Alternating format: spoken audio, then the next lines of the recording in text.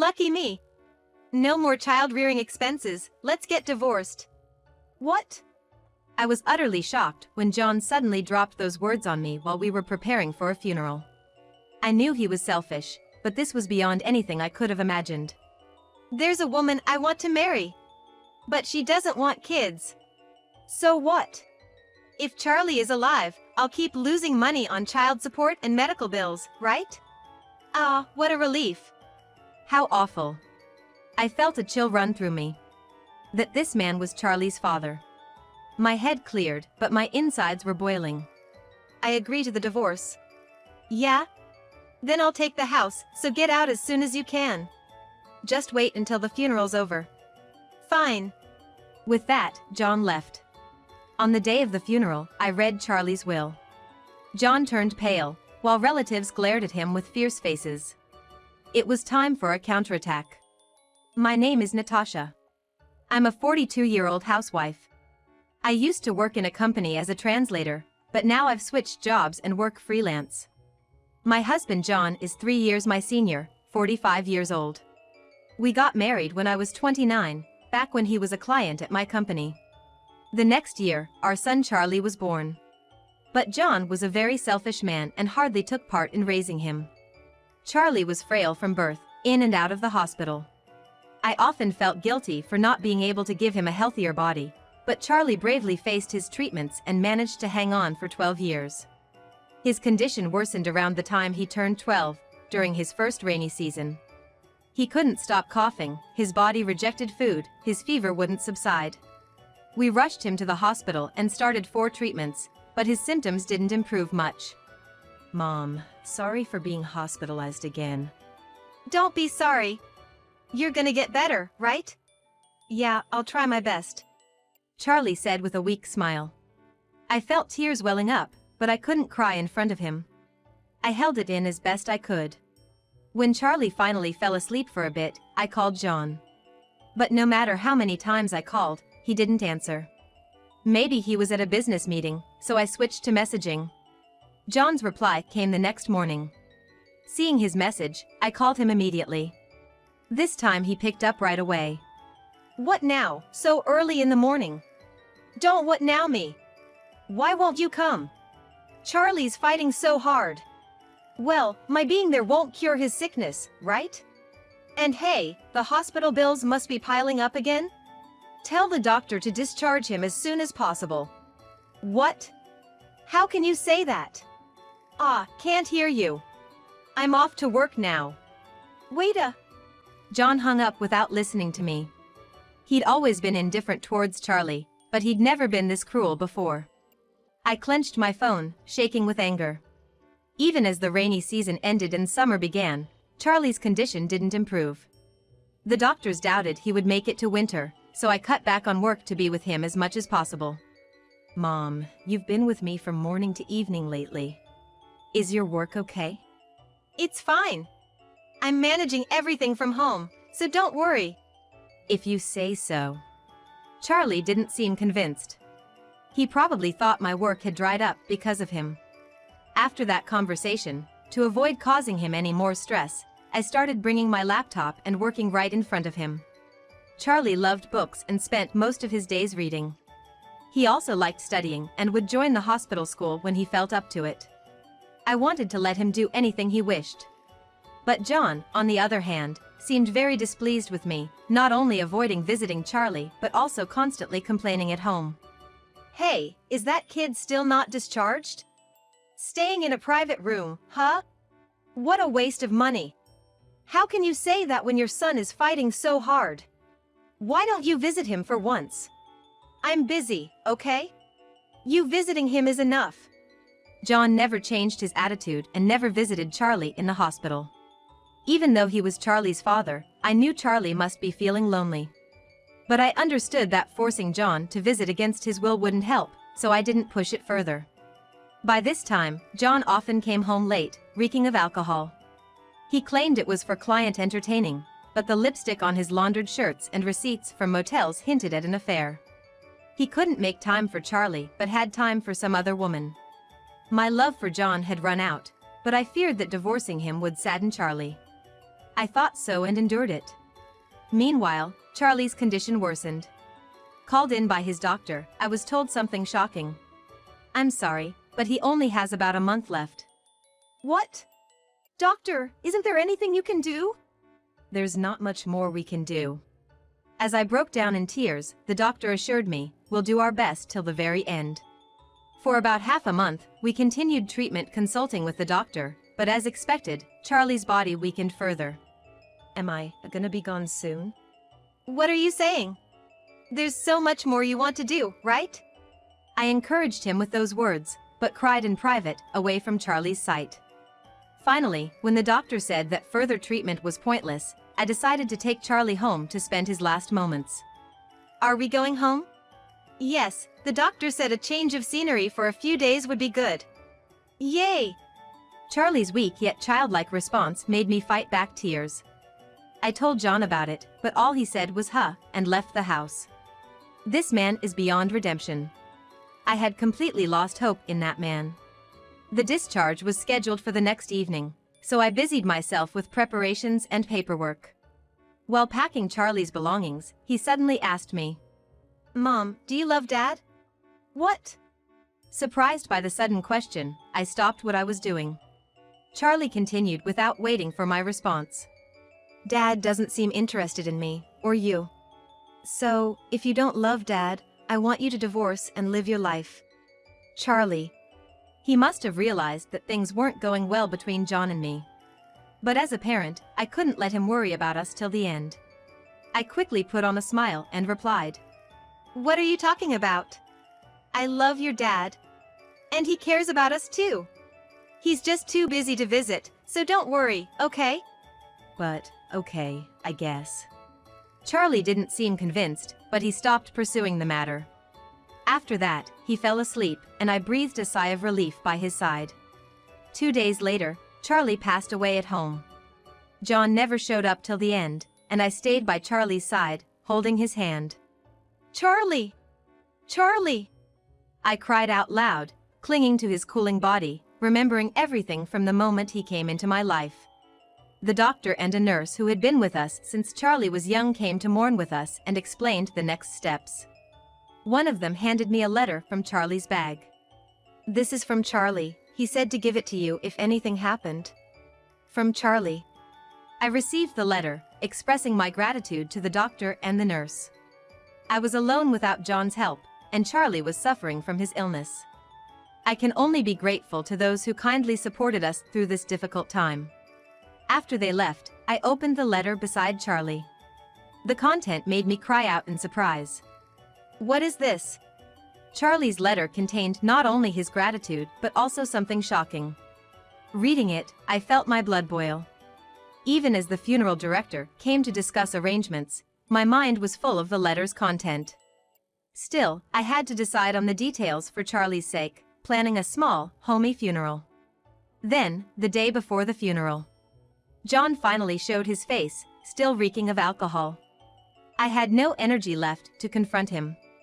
John, noticing my exhaustion, casually commented, "You've aged," as he took out more alcohol from the fridge to drink. Tomorrow is Charlie's funeral. Where have you been? I told you, I was at work. What's with all these complaints? Why did I marry such a man? No, without him, I wouldn't have met Charlie. My mind was in turmoil. Charlie is no longer with us. Oh yeah, that's right.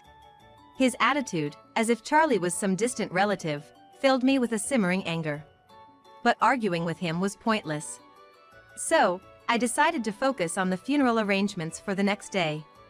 Lucky me. No more child-rearing expenses, let's get divorced. What? I couldn't hide my shock when John suddenly said this during the funeral preparations. I knew he was selfish, but this was too much. There's a woman I want to marry.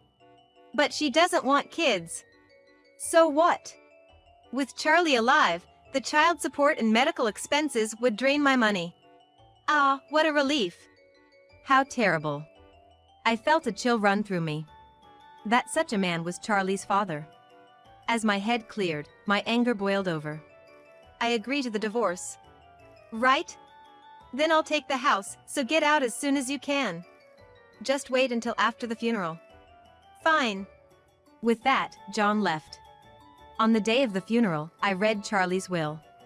John turned pale, while relatives glared at him with fierce faces. Now, it was time for my counterattack.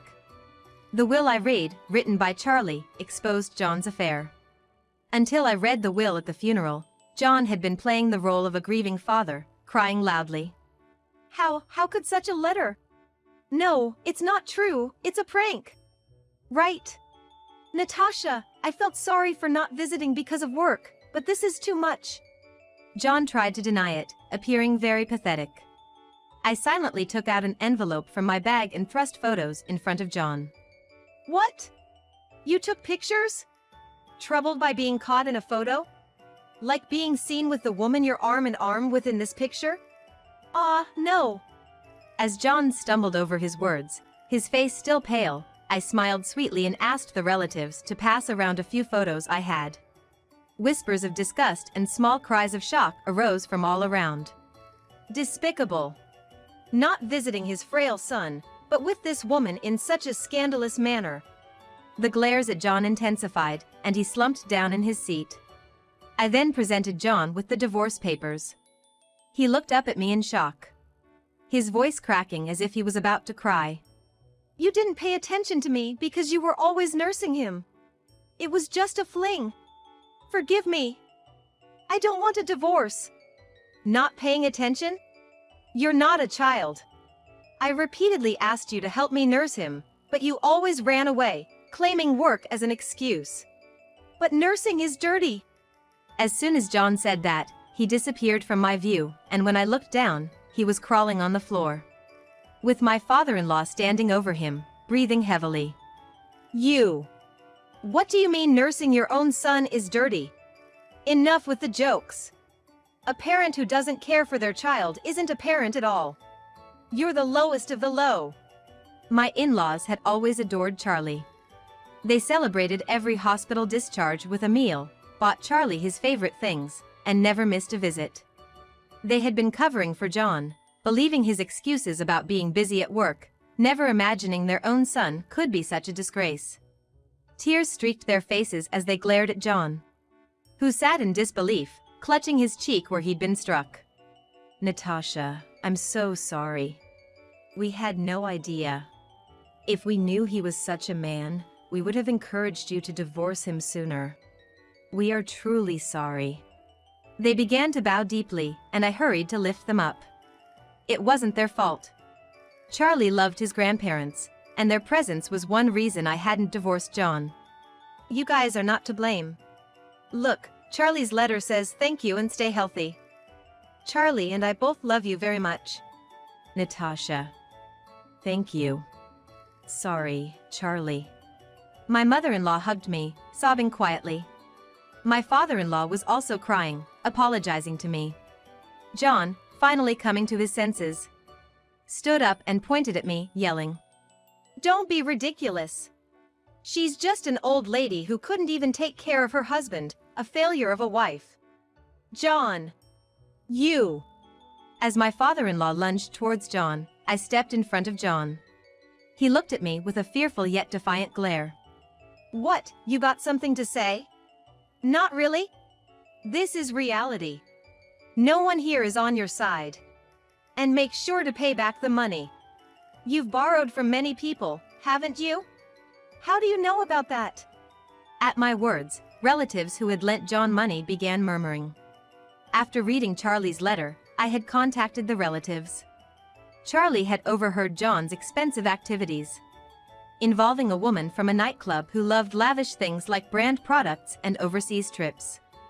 John, paying for all of it, could never afford such a lifestyle on his salary alone. Realizing this, I had checked if anyone had lent him money. And to my surprise, it wasn't just John's relatives, but mine as well, under the pretense of Charlie's medical expenses. While I had initially informed them just to thank and promise repayment, with the current situation, they realized John had used the money not for Charlie but for his affair. Don't joke with me. I lent that money thinking it was for Charlie. Give me back my $20,000 right now. Same here. I want my $40,000 back. These words set off a cascade of demands from various relatives for the money they had lent. John looked around, his face turning even paler with each claim. Then he turned to me, smiling weakly. Natasha, we're a couple, right? You'll help me, won't you? What? Are you serious? You didn't help with nursing, didn't contribute to the medical expenses or even the living expenses, and instead borrowed from everyone for your own selfish needs. Unbelievable. Why would I help you? Don't say things like that. With a pathetic voice, John slumped back down, seemingly out of energy to retort. I looked down at him, ready to deliver the final blow, and called to the entrance. Cheryl, please come in. Cheryl! Why is she here? John's face was a picture of sheer panic as he stared at the entrance. The woman named Cheryl walked towards me, hesitantly. She looked plain with light makeup, a stark contrast to the woman in the photos. I invited her. On Charlie's last day, she was with you, right? I thought it would be nice if she could attend the funeral. I'm sorry about this. Save it. No need for such superficial words. Cheryl closed her mouth tightly at my response. Her face as pale as John's. I handed her some documents. I called you here today to sign these. Please read them carefully and sign. $100,000. I can't pay that. It's impossible. It's not for you to decide whether you can pay or not. Cheryl looked at me with pleading eyes, but I wasn't about to let her off easily. His gesture irritated me, but I had no intention of snapping over such a thing. Then, John, trembling, stood between Cheryl and me. What now? It's my fault. So please, forgive Cheryl. Demanding $100,000 from her is just too cruel. Why should I? I'm merely asking for compensation for the affair. John raised his eyebrows and sighed heavily. While screaming inside that I'm the one who wants to sigh, I waited for John's next words. That's because Cheryl is fragile, unlike you. How do you expect her to earn $100,000? How cruel can you be? John. Cheryl clung to John's back, both seemingly lost in each other. The cold stares weren't only from me. The relatives were ready to give them a piece of their mind, but I decided to add fuel to the fire. Cheryl, your son is hospitalized, right? Son. Cheryl flinched. I continued. He's 12, just like Charlie was. Always in the hospital. Your ex-husband took custody, right? Tough, with all the hospital and treatment costs, not to mention the bed fees. You must be getting quite a demand for child support, aren't you? How do you know that? Cheryl looked at me as if she'd seen a ghost. John was frozen in shock. I pulled out some documents from my bag and handed them to John. He shakily read them, then suddenly pushed Cheryl away. Hey! What's this? Divorced? With a kid? You never told me! Didn't you say the money was for your family living far away? I didn't lie. My son is my family. So I've been with a used woman? Where's the true love? You were after my money. You were only after my body. Cheryl threw her shoe at John. Enraged, John lunged at her. They started brawling like children, but fortunately, a security guard intervened. I approached the disheveled pair with a smile. John, please sign the divorce papers and arrange for the alimony. Cheryl, I won't reduce your compensation by a single cent. And your ex-husband said something about your affairs being a sickness that can't be cured. Seems like you have a few partners, so with that kind of leeway, expect enforced payments for the child support, treatment costs, and alimony. That's impossible. John hung his head speechless, and Cheryl was led away by the security, her shoulders slumped in defeat. I apologized to each relative for the disturbance, and they comforted me, bringing me to tears. After that, my divorce from John was finalized. We also agreed on the amount of alimony he had to pay, just as I had requested. This incident infuriated his parents tremendously. Moreover, the extended family was outraged to discover they had been deceived too, giving him the cold shoulder. Of course, he was asked to return the money he embezzled, and it seems like he borrowed it from some shady sources. To repay the debt, he's been working his fingers to the bone with multiple jobs, but the repayment is so huge that he's rumored to have nothing left for living expenses. Eventually, unable to keep up with the ballooning interest, last month he was taken away by some intimidating guys. His parents don't even intend to file a missing person report, so while I hope he's safe, I can't help but wish he suffers unimaginable pain. As for Cheryl, all the men she dated found out about her affairs and the child she had, cutting off all financial support. At 30, she's considered old for her line of work, struggling to attract clients, and eventually had to turn to her parents. She paid the alimony in one lump sum. However, she's since been sent to work on a farm on some island, with her wages going directly to her parents for debt repayment. As for me, I moved with Charlie's memorial tablet. I bought a house near the ocean, something Charlie always wanted, and now live there alone with the cat he wished for. I look forward to the times when my in-laws visit, and we reminisce about Charlie. Another letter from Charlie arrived for me. In it, he wrote in slightly blurred script about his gratitude, apologies for leaving for heaven first, and his wish to be my child again in another life. The letter ended with stay true to yourself, stay healthy, and live a long life, inspiring me to live my life for Charlie. Despite the sadness of not seeing my beloved child grow up, I'm living each day to the fullest.